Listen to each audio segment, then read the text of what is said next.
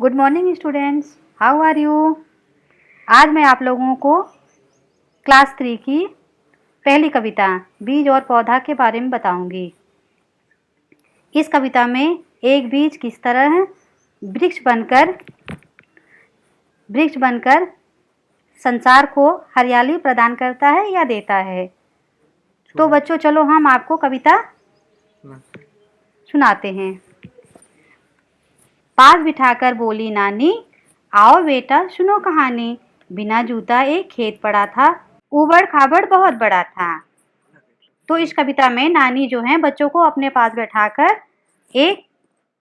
बैठाकर बीज के बारे में बताती हैं कि एक खेत था जो बिना जूता था। बिना जूता मतलब जिसमें हल और बैल से खेती नहीं जोता नहीं गया था, या आज के समय में जो ट्रैक्टर होते हैं उनसे खेतों को जोता जाता है, वो भी नहीं जूता था। उबड़ खाबड़ मतलब ऊंचा नीचा या टेढ़ा मेढ़ा बहुत बड़ा खेत था जो बिना जूता था। कोई चिड़िया बीज उठाकर उड़ती उड़ती गई डालकर, हवा उड़ाती धूप जलाती रह रहकर मिट्टी उसे दबाती। कोई एक चिड़िया थी जो कहीं से एक बीज गिरा पड़ा था, उसे उठाकर ले आई और उड़ते उड़ते उसको उस खेत में डाल दी। जो खेत बहुत बड़ा था और बिना जूता था, नीचा ऊंचा टेढ़ा मेढ़ा जैसा खेत था एक, उसमें लाके उड़ते उड़ते वो डाल दी। और वो बीज जो था वो बीज जमीन पर इसी तरह पड़ा था। जमीन पर इसी तरह धूप की गर्मी वो झेल रहा था, और हवा आई और उसको अपने मिट्टी के परत में दबा ली। मिट्टी के परत मतलब मिट्टी के अंदर। पहले वो बीज जो था वो मिट्टी के ऊपर पड़ा हुआ था, और हवा आई तो ऊपर नीचे मिट्टी उसको ढक दी।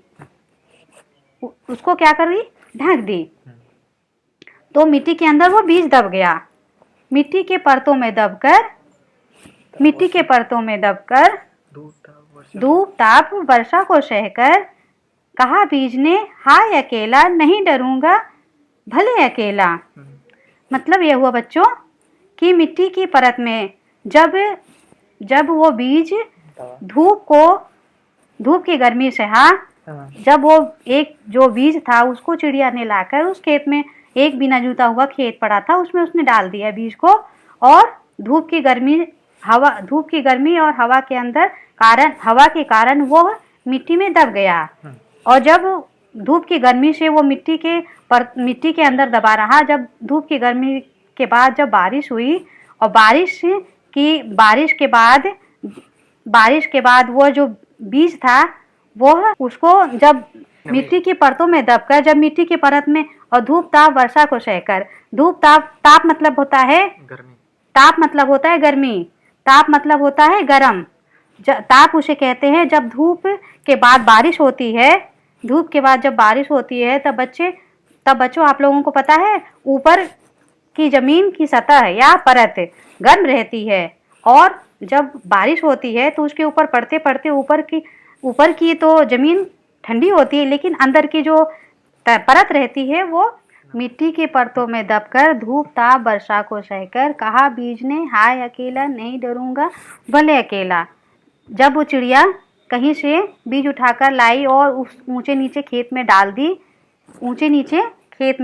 और खेत में डालने के बाद हवा और धूप के कारण वो बीज मिट्टी में दब गया। मिट्टी में दबने के बाद जब उसने बारिश की बूंदें उस पर पड़ी तो वो नम हो गया। नम होके वो धरती के अंदर नम होके वो ठंडा और गर्म को नम होके वो मिट्टी के अंदर दबा रहा, तो उसको ऊपर से बारिश की मार और गर्म सूरज धूप की गर्मी उसको झेलनी पड़ रही थी बेचारे बीज को। तो बेचारा बीज ने कहा कि न मैं बारिश की मार सहूँगा और न मैं सूरज का ताप सहूँगा, अकेला ही रहूँगा लेकिन मैं डरूँगा नहीं। बीज ने कहा हाय अकेला नहीं डरूँगा भले अकेला। चाहे जो भी कठिनाई आ जाए, चाहे मुझे बारिश की मार ही सहनी पड़े, चाहे मुझे सूरज की गर्मी ही लेनी पड़े, धूप की गर्मी ही लेनी पड़े, लेकिन मैं डरूंगा नहीं। मैं अकेला ही जमीन के अंदर दबा रहूँगा।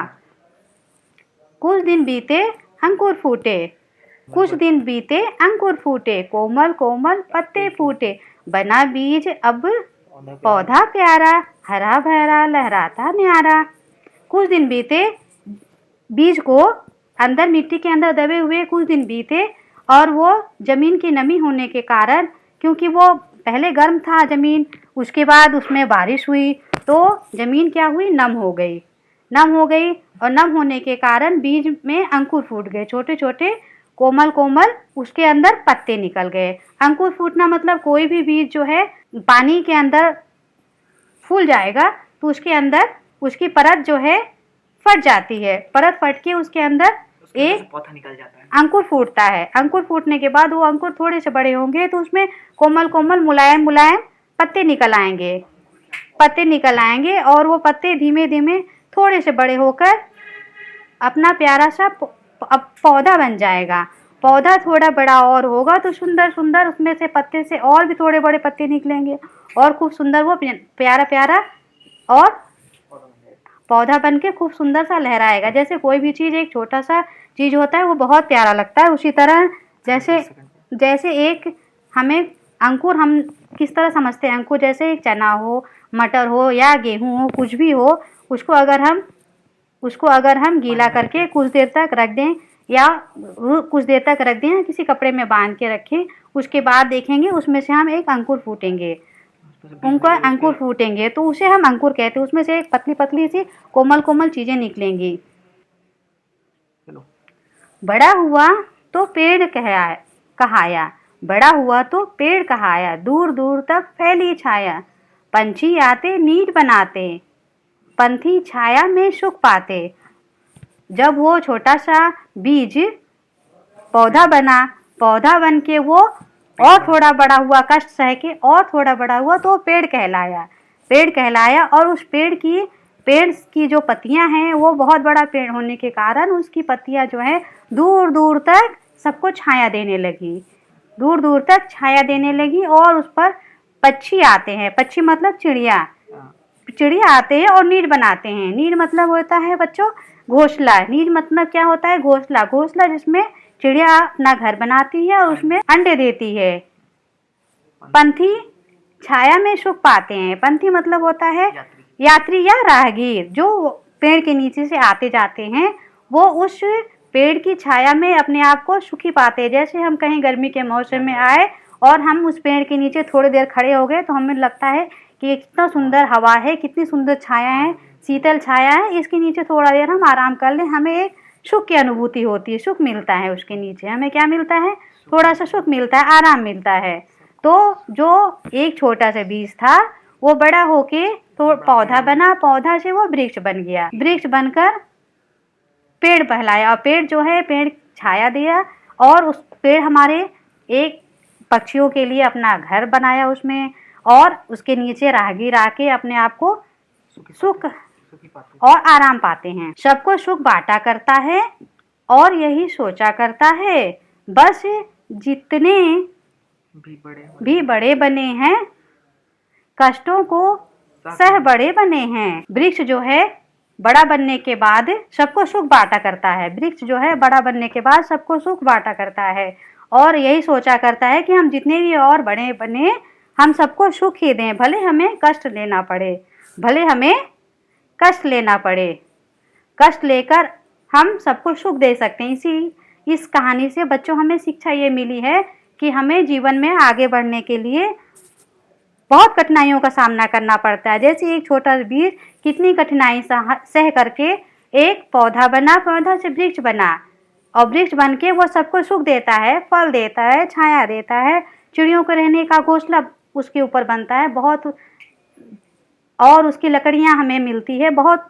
वृक्ष हमारे लिए एक लाभदायक चीज़ है और हमारे इस संसार में हरियाली का प्रतीक है। तो बच्चों आज का आपका ये होमवर्क है कि इस कविता में जो भी कठिन शब्द हैं उनको पढ़िए और इस कविता को याद कीजिए। धन्यवाद।